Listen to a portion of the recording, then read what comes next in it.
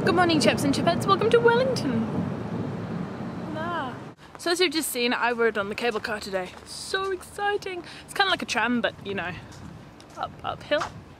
Yeah, that's pretty cool. So I thought that today, whilst I was walking through Botanical Gardens, as I am doing currently, that yeah, I'd tell you a little bit of history about the cable car. In the 1890s, Wellington's population was increasing, and there weren't really that many places for people to live close to the shops in the middle of the city. So it was decided that they were going to settle on the hills above Wellington. However, there wasn't really a transport system good enough to get up the hill, hence the cable car.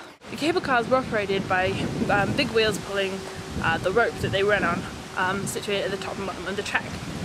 They also had 4 different types of brakes, meaning that the cable cars were incredibly safe at the time.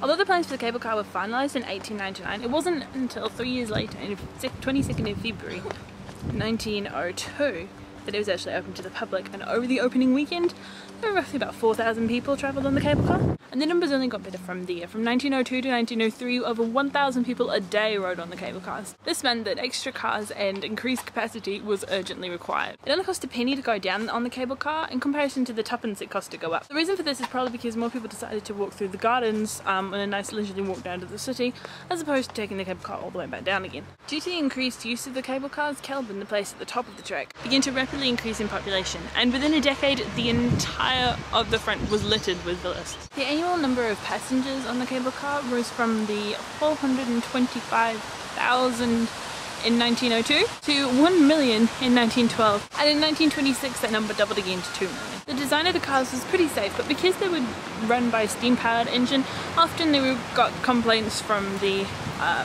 locals about the steam pollution.